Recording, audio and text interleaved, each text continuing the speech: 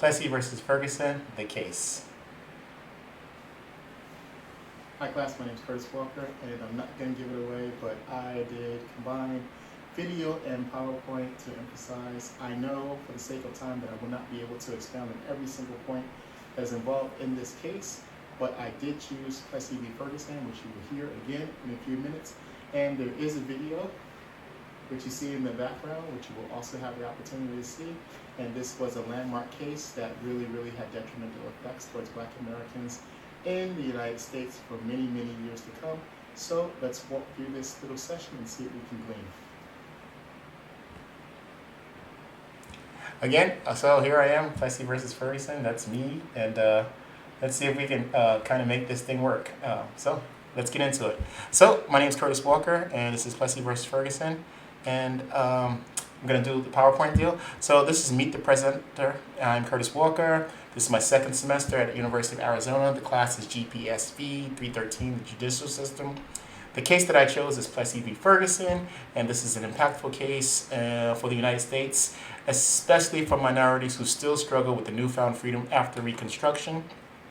The background will be a part of the agenda with the historical summation, a 2-minute video, review the facts, some of the issues, majority ruling, dissenting opinion, key takeaways, analysis, and historical impact. I rush because life kind of gets in the way of school sometimes. Anyway, so here's the background. The case evolved from a legal challenge in 1862 to the Separate Car Act of Louisiana. The law stated all the railroads in the state must have equal but separate facilities for white and black passengers. Also, passengers could not enter unassigned places on the basis of their race, which basically meant if you were white and you were assigned to a white car, you could not enter a black car. If you were black and you were assigned to a black car, you could not enter into a white car. So here's the History Channel summation, and let's listen and see what happens.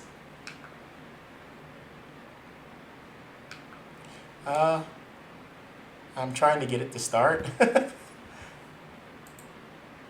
And sometimes you have these technical difficulties. Oh, here we go.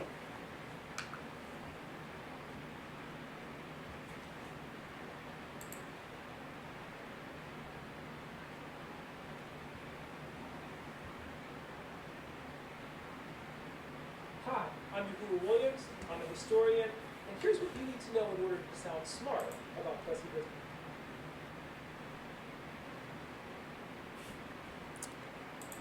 Technical difficulties. The Plessy versus Ferguson case originated with Louisiana's infamous Separate Car Act of 1890. The Separate Car Act required African Americans and whites to sit in segregated compartments on public carriers in Louisiana. People at the time of the Plessy decision actually believed that it was possible to measure the amount of black blood a person had in their body. The plaintiff in the Plessy case, Homer Adolph Plessy, was actually described as 7/8 white. Homer Plessy was arrested after he refused to give up his seat in defiance of the Separate Car Act of 1890.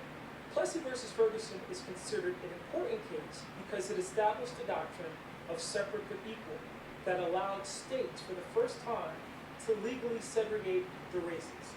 One of the reasons that Homer Plessy brought suit was because of the difficulty in enforcing segregation in states like Louisiana.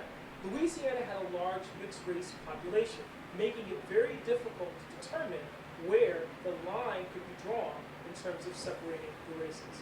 The doctrine of separate but equal that grew out of Plessy versus Ferguson became the standard for all segregation ordinances after that decision. Despite the Supreme Court's ruling in Plessy versus Ferguson in 1896, the first municipality or city to pass a residential segregation ordinance was Baltimore, Maryland, in 1910. The Supreme Court's landmark ruling in Brown versus Board of Education in 1954 ultimately was the death knell for the doctrine of separate but equal established in Plessy versus Ferguson. Young people in large numbers came out and joined what became known as the Red Guards. So, if we're reviewing the facts, the number one, it was about the Separate Car Act in the state of Louisiana. Number two, there was a problem that was being exacerbated because there was a commingling of races or ethnicities in Louisiana, and there was this huge problem with mixed race. Number three, Homer Plessy was 7/8 white and 1/8 African American, and he took a seat in car that was assigned for whites. And if you saw pictures of him, you would assume that he was probably white, but according to the laws at the time, he had black blood, so he could also be considered black. So what were the issues? Number one, was it constitutional to order that there be separate but equal accommodations for blacks and whites? And number two, did this law violate the 13th and 14th Amendments, which guaranteed equal protection of the laws by infringing on the legal equality of blacks? So we jump right to the Supreme Court decision and case history. It was a 7-1 decision with Justices Fuller, Field, Gray, Brown, Shiras, White, Peckham, all in the majority. And the one dissenting justice was Justice John Marshall Harlan. The first trial, Plessy lost against Justice John H. Ferguson, who found him guilty of violating the local law when he was arrested and prosecuted. He appealed, and not a writ of certiorari, but it was a writ of, writ of error, I think it was. And a person of interest was specifically Albion Weiniger Torgy, who was his attorney and an activist. Interesting facts about him that he was an immigrant from France. He fought in the Civil War, and he was a judge in the Reconstruction government of North Carolina.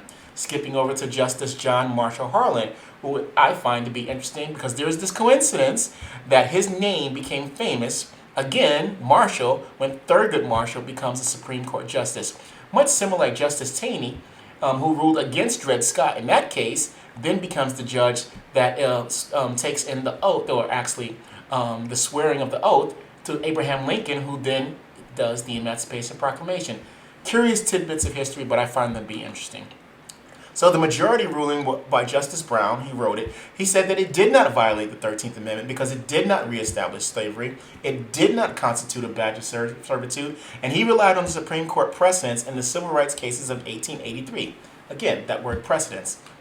The dissenting opinion, and I will quote Justice Harlan, who said, the arbitrary separation of citizens on the basis of race while they are on public highway is a badge of servitude, wholly inconsistent with the civil freedom and the equality before the law established by the Constitution. It cannot be justified upon any legal grounds. Justice Harlan was an interesting person because he developed a reputation for dissenting in the Supreme Court. He also believed that the races should be treated equally before the law. So the key takeaways are: Justice Brown, writing for the majority, stated that the act was intended to preserve public peace and good order. And we see that theme running rampant throughout the South, particularly after this decision, with a lot of the things that happened during the years from this 1896 all the way up until 1854 into the Civil Rights Movement, that quote-unquote public peace and good order. Harlan concluded that the act was repugnant to the principle of legal equality. Justice Brown stated that there was a reasonable excuse for the legislature's police powers, and that word police powers became predominantly used against black Americans for many, many, many years. And Justice Harlan compared the case to the Dred Scott decision in 1857, which we know that was a bad decision. So here's the analysis. While the decision had far-reaching implications, it wasn't really considered noteworthy during that time in May 1896, and the newspapers of the day kind of like did a little bit of burying of the story because really little attention to a decision that's going against blacks. Remember that blacks were the minority, and the Supreme Court ruling basically just consolidated the feelings that were a part of the country and the fabric of the society at that time, that blacks were not equal and they literally were less than human in the eyes of many. So it didn't create major headlines at all, and it was certainly felt by millions of Americans for decades. The societal impact was very simple. The separate but equal clause became legalized and codified across the country in reference to black Americans. Number two, this is sometimes considered to be the beginning of the Jim Crow era, and the U.S. legal system literally protected white supremacy through segregation laws for almost 70 years. Number three, every member of the court knew that black Americans weren't provided with the resources that were equal or the opportunity to create equal spaces for themselves, yet they legalized the standard of separate but equal clause. Number four, this clearly was a test case, and it caused us to remember the power of the judicial system, and it has in shaping the landscape of society, and this decision was extremely detrimental to black communities, and it allowed organizations hostile to blacks to act without impunity. The historical impact was very simple as well.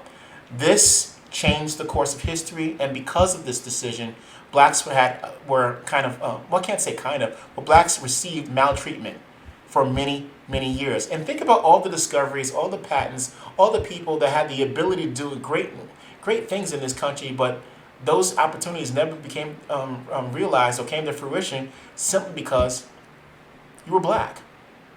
So it would not be until Brown v. Board of Education in 1954 and some of the actions that were taken during the Civil Rights Movement of the 1960s that this oppressive law and legacy of Plessy v. Ferguson passed into history. The next thing is, I would just like to leave you with a quote. This is written by P.B.S. Pinchback, and he says that I am groping about through this American forest of prejudice and proscription, determined to find some form of civilization where all men will be accepted for what they are worth. I don't know if that resonates to you, but there was another person named Reverend Martin Luther Jr. King who also made a statement who said that he hoped that one day in this country that his kids would be judged by the content of their character and not the color of their skin. Well, that's all I have for you on Plessy v. Ferguson. I hope that you enjoyed it. My name is Curtis Walker, and thanks for watching.